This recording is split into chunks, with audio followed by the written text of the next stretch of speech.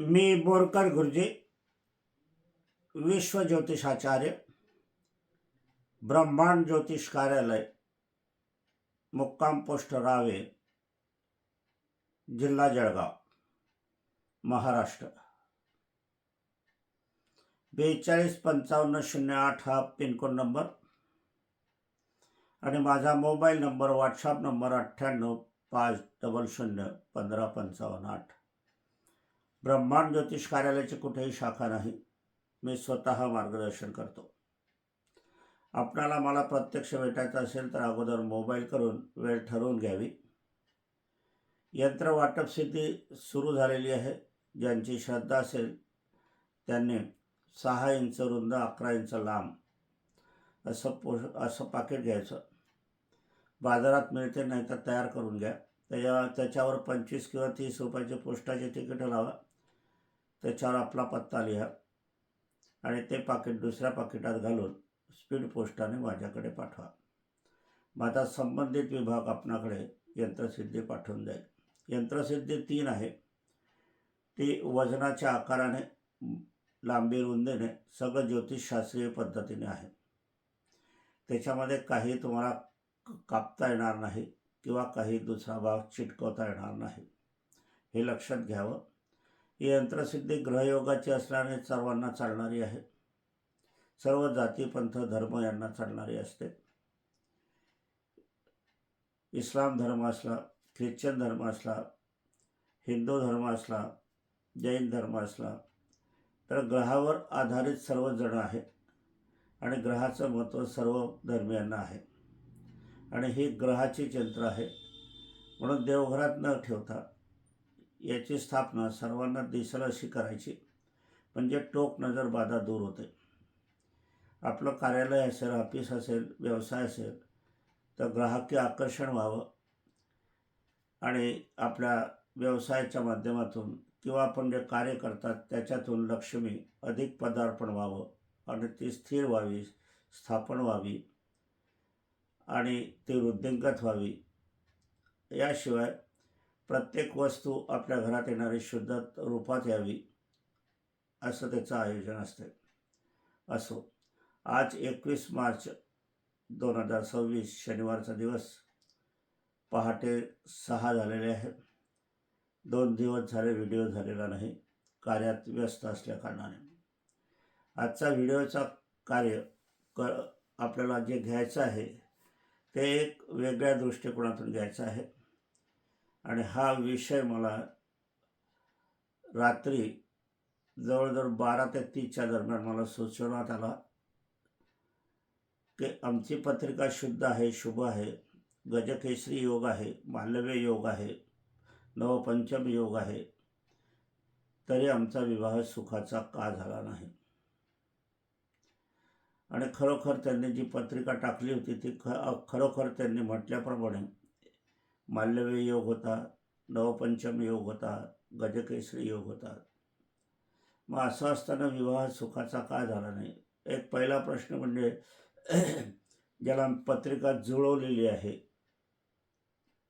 ज्या ही कन्येची पत्रिका होती आणि ज्याला ते स्थळ पतीचं जुळवले आहे ते बरोबर आहे की नाही हे प्रथम पाहण्याचा मी प्रयत्न केला.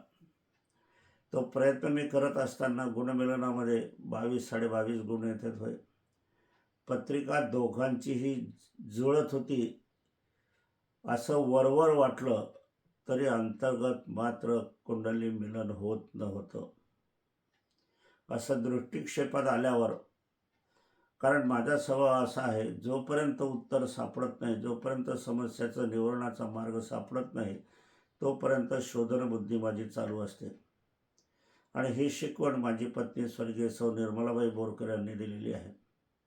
म्हणून या कार्याची सुरुवात करण्यापूर्वी माझी पत्नी स्वर्गीय सौ निर्मलाबाई बोरकर यांना अभिवादन करूया आणि आजच्या कार्याला सुरुवात करूया. मनुष्य बुद्धिवान असतो. अनेक डिग्र्या बुद्धीच्या त्यांच्या असतात, शाळा, कॉलेज, विद्यालय, इतरत्र. परंतु कुठेही अपूर्णता असते. कोणीतरी मार्ग दाखवणारा असतो आणि हा मार्ग दाखवणारा ज्याचे शोधक बुद्धी आहे असा आता ही जी आज मी कार्य करतो आहे, ही शोधक बुद्धी ही माझी अजिबात नाही. कारण ह्या वेळेला असे जे प्रश्न ज्या वेळेला येत होते त्यावेळेला माझी पत्नी सुद्धा अभ्यासगत होती आणि तिने जे अगदी प्रमुख जे होता, जो काट्याचा नायटा होतो आपण, ते काट्याची जागा हिने शोधून काढली होती. आणि मी आश्चर्यचकित झालो होतो की भल्या भल्या ज्योतिषांना जे समजणार नाही, उमजणार नाही, ती ह्या माऊलीला मला दिसलं. ह्या माऊलीने ते सूत्र शोधून काढलं आणि मी आश्चर्यचकित झालो. खरोखरच एक वेगळी दृष्टी मला त्यावेळेला मिळाली आणि त्या दृष्टीचा वापर जीवनाविषयात माझा सुरू झाला. ज्यावेळेला आम्ही जन्मपत्रिका करायचो किंवा अनेकांच्या समस्या आम्ही सोडवत होतो लिखित स्वरूपात, रात्रीचे 1:30 असो 2 असो, ती पण जागी राहायची, मला मार्गदर्शन करायचे. बाबा हे केलं का, बाबा हे बघा, मुहूर्त बघा, विवाहस्थान बघा, संततीस्थान बघा, योग बघा, असं बघितलं का म्हणून ते सांगत माझ्याजवळ प्रश्नचिन्ह निर्माण करत, आणि मग मी तो बघण्याचा कार्यक्रम सुरू करत होतो. तर अशी ही पत्रिका असत असताना त्या मुलीच्या जीवनाच्या भाग्यात इतके कष्ट आले की तिला धरताही येणं, सोडवताही येणं. कारण घटस्फोट घ्यावा तर पोटामध्ये बाळ, यामुळे ही स्त्री तरुणी अटकून गेलेली होती आणि सासर मात्र अत्यंत कठीण अवस्थेत होते. वास्तविक या घराण्यामध्ये आजपर्यंत त्यांना 3 मुलं होती, इतर त्यांना काहीही संतती नव्हती. आणि ह्या मुलाला संतती होत आहे, या सुनेला संतती होत आहे, त्याचं गोड कौतुक करायला हवं होतं. वंशवृद्धी देणारी ही माता होती. परंतु त्या 3 सुना होत्या, त्यांना पुत्रप्राप्ती होत नव्हती, वंशप्राप्ती होत नव्हती, संतती प्राप्ती होत नव्हती, म्हणून द्वेष निर्माण झाला. आणि मग या द्वेषापोटी तिची छळवणूक व्हायला लागली. काही पदार्थ खायला दिले कळत न कळत, गर्भपात व्हावा म्हणून. अशा स्थितीत ती असत असताना माझ्याकडे आली. तिची आई आली, वडील आली, ती पण आली. आणि त्याच्यातून एकदम कुंडलीच्या मार्फत एक सत्यता उघडकीस आली. गुणमिलन आपण 22-22.5 होतेच, कुंडली मिलनही वरवर पाहता तर बरोबर होते. मग असं का व्हावं, असं का व्हावं ना, अशी परिस्थिती का निर्माण झाली, याला तर काही कारणं असतील ना. असं थोडीच होणार आहे. एक तर आपल्याला दिसलं की 3 आहे सुना, त्यांना काही वंश नाही, पुत्रप्राप्ती नाही, संतती प्राप्ती नाही, कुठल्याही प्रकारची नाही. काही त्या तिघांच्या ह्याच्यात गर्भपात झाला असाही काही नाही. कारण ही छोटी होती आणि त्या मोठ्या होत्या. 10 वर्ष झालं त्यांच्या घरात पाळणा हल्ला नव्हता, वंशवृद्धी होत नव्हती. अशा अवस्थेत हिचं कोड कौतुक जितकं करावं तितकं कमी होतं. परंतु तसं झालं नाही. त्या 3 सुनांनी असूया निर्माण झाली आणि हिला त्रास देण्याचा, सासू सासऱ्यांना कान भरवण्याचा, कानात विष टाकण्याचा प्रकार त्यांनी केला. आपण जर बघितलं ते जहर आहे, विष आहे बाजूचं, त्याच्यावर औषध उपचार आहे. परंतु कानात टाकलेलं विष, याच्यावर जगामध्ये औषध नाही. याच्यात बुद्धीचा वापर केला तरच ते निघून जाते, नाही तर नाही. प्रत्येक घराण्यामध्ये असं होत असते. कानात विष टाकण्याचे प्रकार होत नाही असं नाही. परंतु जो सामंजस्य माणसं असतो आणि जी परिस्थिती असते त्या परिस्थितीचं आकलन करायला हवं. परंतु काही वेळेला अशी परिस्थिती होते की घरातली ज्येष्ठ श्रेष्ठ व्यक्ती ते निवारण्याचा प्रयत्न करत असते, पण निवारण होत नाही. कारण तिचा जो गैरसमज आहे, तिच्या कानामध्ये जे विष पेरलं गेलेलं आहे ते कायमस्वरूपी आहे. आणि ते विष काही असं आजूबाजूतून आलेलं नाही. त्या तिघांच्या सांगण्या एकमेकाच्या, त्यांच्या माहेरच्या लोकांनी, की तुझं श्रेष्ठत्व कमी होईल, ती मोठी होईल, तिचा मान सन्मान वाढेल, तिच्या मुलाला संपत्ती मिळेल वंशाला, असं या तिघेही माहेरच्या लोकांनी भरवलं होतं. आणि त्याच्याच साथीदार नातेवाईक मंडळी तर होतीच, परंतु ह्या तिघही जणी ज्यांना मित्रत्व म्हणत होते, ज्यांच्या घरात जात येत होती, या तिघही ज्या आजूबाजूचे शेजारी जण सारखं विष ओतत होती. आणि हा विष काट्याचा नायटा व्हायला सुरुवात झाली. अशा वेळेला काय करावं? घरातील ज्येष्ठ माणसे होती, ती दाम्पत्य होती, आई वडील होते, ते मात्र सुज्ञ होते, चांगले होते, विचार होते. तिघांना सुनांना पटवण्याचा प्रयत्न करत होता, मुलांनाही सांगत होते, पण मुलंही तशीच होती. पुरुष असल्यावर दास मांडलिक पुरुषार्थ नसलेली हे तर सिद्धच होत होतं, संतती झाली नाही म्हणून त्यांना. आणि खरोखरच त्यांच्यामध्ये पुरुषार्थ नव्हता असंच म्हणायला हवं. कारण त्यांना घराण्याची काही काळजी नव्हती, घराण्याचं हे काही नव्हती, फक्त असूया निर्माण झालेली होती. आणि असूयाचं उग्र रूप तयार झालेलं होतं. आणि ह्या उग्रापोटी ती माझ्याकडे आली. तिचे आई वडील होते. अगदी गंभीर परिस्थिती निर्माण झालेली होती. हे गंभीर परिस्थितीचं आकलन कसं करावं म्हणून आम्ही, माझी पत्नी स्वर्गीय सौ निर्मलाबाई बोरकर ह्या होत्या त्यावेळेला, त्यांच्या साध्यंत्याने आम्ही ती पत्रिका सोडवण्याचा प्रयत्न केला आणि सांगितलं. तर त्याच्यामध्ये आम्ही प्रत्येक भाव तपासले. आता हे श्रोत्यांना सांगण्याचा उद्देश पण जे ज्योतिषी आहे, ज्योतिर्विद्या आहे, पूजारी गण आहे, त्यांच्यासाठी पण मी हा सांगण्याचा प्रयत्न करत आहे. कारण ज्या वेळेला विवाह असतो, ज्या वेळेला विवाहाचं स्थान असते, सप्तम स्थान असते, त्यावेळेला आपण त्याकडे बघावं लागत असते. परंतु सप्तम स्थान, विवाहाचं स्थान बघत असताना याच्या ठिकाणी जे घराण्याचं स्थान एक वेगळं असते आपल्या कुटुंबामध्ये, जसं घराण्याची व्याप्ती असते, घराण्याचं महत्त्व असते, ते जर बघताना आपल्याला बघायला हवं, तर आपल्याला ते दशमस्थान आणि चतुर्थस्थान, चतुर्थस्थान कुटुंबस्थाचं स्थान, दशमस्थान पैतृकाचं स्थान, पैतृक घराण्याचं स्थान, आणि चतुर्थस्थान मातृघराण्याचं स्थान.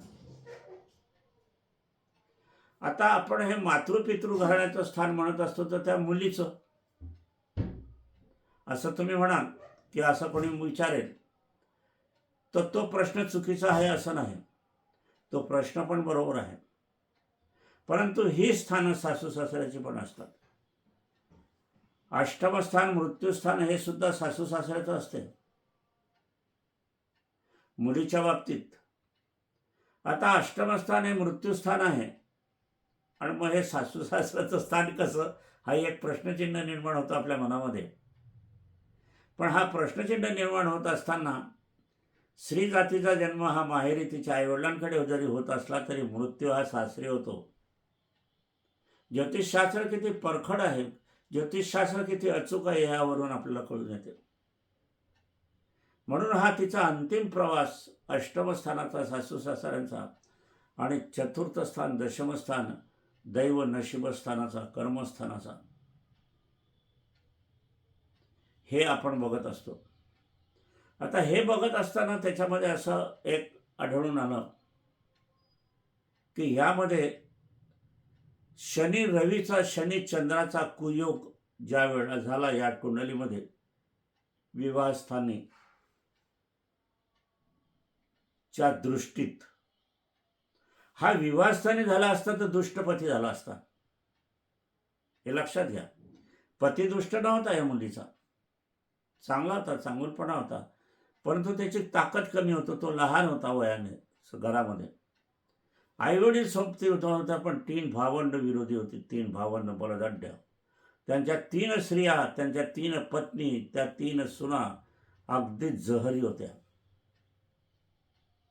अशा ह्या विषाक्त हिंस्र प्राण्यामध्ये ही मुलगी जाऊन पडलेली होती. आता करेल का?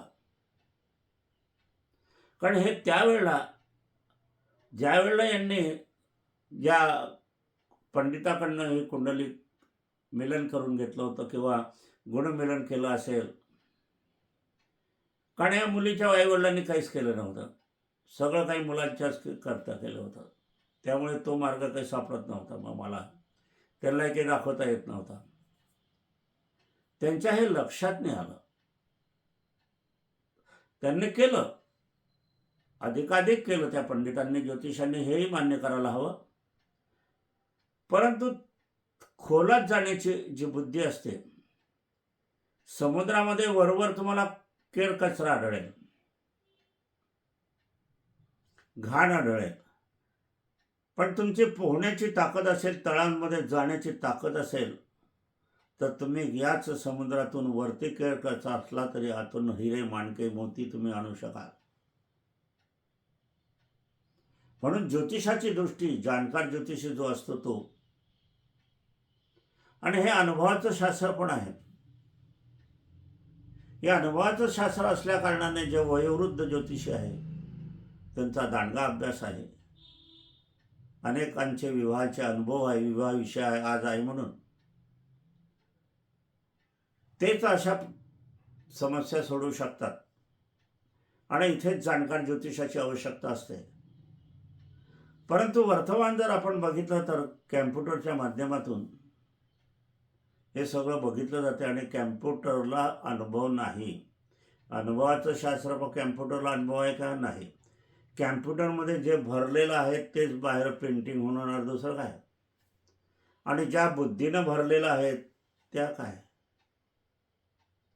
विवाहाचा प्रश्न एखाद्याने सॉफ्टवेअर केलं अविवाहिताने, ज्याचा घटस्फोट झाला, ज्याला पुत्र नाही आहे, काही संतती नाही आहे, वादातीत आहे, कॅन्सर आहे, दुखापत आहे, कमवता नाही आहे, दरिद्री आहे, 18वीं दरिद्रीचा, अशाच्या बुद्धीने त्याच्यात भरलं गेलं असेल ते तर तसंच येणार. म्हणून इथे कॅम्प्युटर चालत नाही. बरं, दुसरं असं, कुंडली ही विवाह भावाची असावी. जन्माक्षर जन्मांक लिहिलेले जे असेल ते तर कुंडली नसते, हे मी अगोदर कैकदा सांगितलेलं आहे. विवाहाची कुंडली असत असताना त्याच्यात संतती कुंडली, लाभ भाग्य कुंडली आणि मृत्यू कुंडली पण असायला हवी. स्त्रीच्या बाबतीत हे लक्षात घ्यायला हवं, कारण ही स्त्री दुसऱ्याच्या घरामध्ये जाते, एकटी जाते, तिचे काही भावंड रक्तसंबंधित लोक तिथे राहत नाही. मनुष्य ज्या वेळेला जातो लग्नाच्या वेळेला, शेकडो हजारो लोक ज्याच्याप्रमाणे लग्न करायला जातात आणि तशीच वरात शेकडो लोकांची येते, आणि ही मर्दानगीवाली नारी, झाशीची राणी, एकटी येते. परंतु गरीब असाही असते ती. स्त्री मूलतत्व हेच आहे, माया आहे, प्रेम आहे, शुद्धता आहे. माहेर सोडून जे पतीचं घराणं, सासऱ्याचं घराणं आत्मसात करते तीच स्त्री पत्नी सौभाग्यवती असते. माहेरचं तर सगळंच तोडावं लागते, देवदेवता सुद्धा. काहींचे माहेर चांगले असतात, काहींचे विद्वेषी असतात, कालो करतात आणि तिचा संसार बिघडवतात. काही पतीच्या घराण्यात ती इस्टेट संपत्ती ओरबाडण्याचा प्रयत्न माहेरी होतो, हे पण आपण बघितलेलं आहे. काही मात्र असे असतात, सासू सासरे उत्तम आहे, माहेरचे आईवडील पण तिचे उत्तम आहे, संसार सुखाचाही चालतो. तर हा शनी, रवी आणि चंद्राचा कुयोग ह्या कुंडलीमध्ये दृष्टिगत असल्या कारणाने विवाहस्थानामध्ये जबरदस्त, या योगाने हिला दुष्ट सासर उत्तम, घरातील माणसं दुष्ट मिळाली. आता हे पिंजऱ्यात सापडल्यागत सांगितलं. आता पिंजरा म्हणजे काय कुंडलीमध्ये शब्द आहे हा. तर हे विवाहस्थान पापकर्तरी योगामध्ये होते आणि ते चांडाळ योगात होतं. पहा कसं लक्षात आलं माझ्या पत्नी स्वर्गीय सौ निर्मलाबाई बोरकर. म्हणूनच मी हिला गुरु ठाई मानतो आणि मग ती गुरुवर्य होतं. आणि हे सूत्र लाभार्थी झालेलं हे आणि इतरांना त्याचा लाभ होतो, त्याचं श्रेय मला नाही, यांना. आता हा योग सापडल्यावर मग मात्र या ठिकाणी शोधक बुद्धीने आपल्याला सूत्र सापडलं म्हणून आनंद तर आहेच, परंतु दुःख होतं की एवढीशी ही मुलगी किती पीडित आहे, दुःख आहे, काय करावं, निर्णय काय घ्यावा, हा एक प्रश्न होता. पोटात गर्भ होता. गर्भ असत असताना डिलिव्हरी झाल्यावर काय प्रश्न होईल. पहिलंच असल्याने डिलिव्हरी माहेरीच होईल.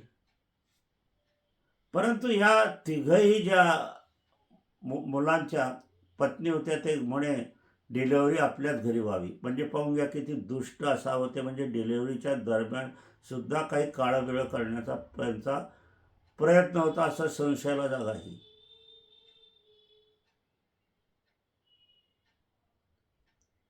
मी त्यांना सांगितलं तुम्ही आता ही मुलगी आलेली आहे तुमच्याकडे, इथे येईल तुमच्याचकडे राहू द्या, कारण 7 महिने झालेले आहे. या 7 महिन्यानंतर डिलिव्हरी लवकरच होईल आणि डिलिव्हरी शांततेने होऊ द्या, विचार काही करू नका. आता ह्या मुलीच्या नशिबी जे आहे, तिची कुंडली असल्यामुळे आपल्याला सर्व अवगत होते आहे. परंतु आपण यांचा निर्णय आपण आज नाही घेणार. ते म्हणे बाबा आज नाही घेणार तर मग केव्हा घेणार. तेही भयभीत झाले की बोरकर गुरुजी असं काय सांगताय, निर्मलाबाई असं का बोलताय, आज यांना समजत नाही का, पुढे काही भयंकर आहे का, असं विचाराचं काहूर त्यांच्या मनामध्ये निर्माण झालं आहे. आणि ते होणं शक्य आहे, तेही नाकारता येत नाही, कारण परिस्थिती तशीच गंभीर आहे. आता आमचा दृष्टिकोन, माझ्या पत्नीचा आणि माझा दृष्टिकोन असं का झालं की आज आम्ही हे प्रश्न का सोडवत नव्हते.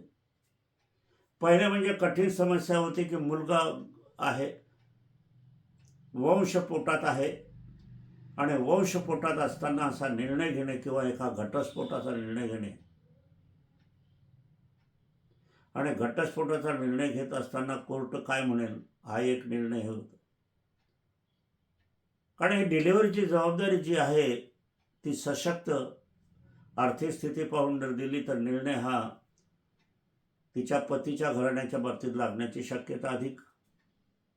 कारण माहेर गरीब होतं, सर्वसाधारण होतं, पोटभरू होतं. काय होईल, कोर्टाचा निकाल कसा लागेल, प्रश्नचिन्ह असते नेहमी.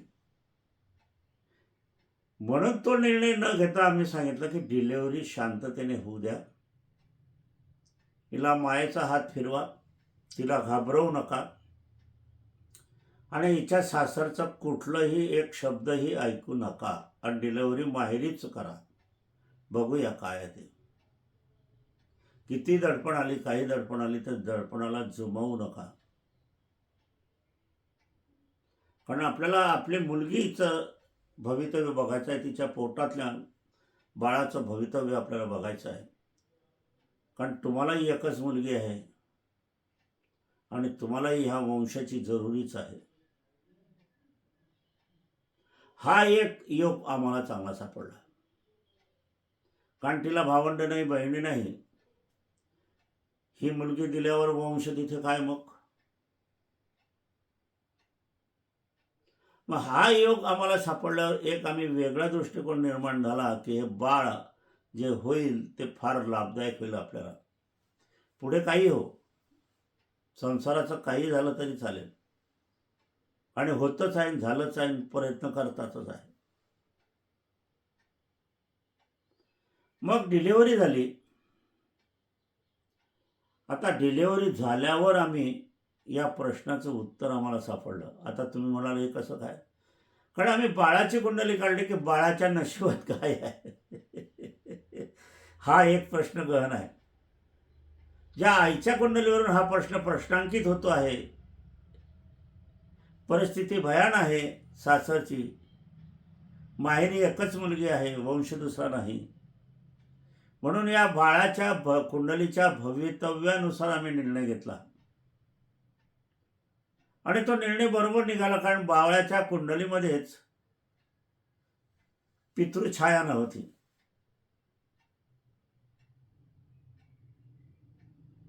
आता पिता आहे, पितृछाया नव्हती, याचा अर्थ पैतृक सुख त्याला मिळालं नसतं.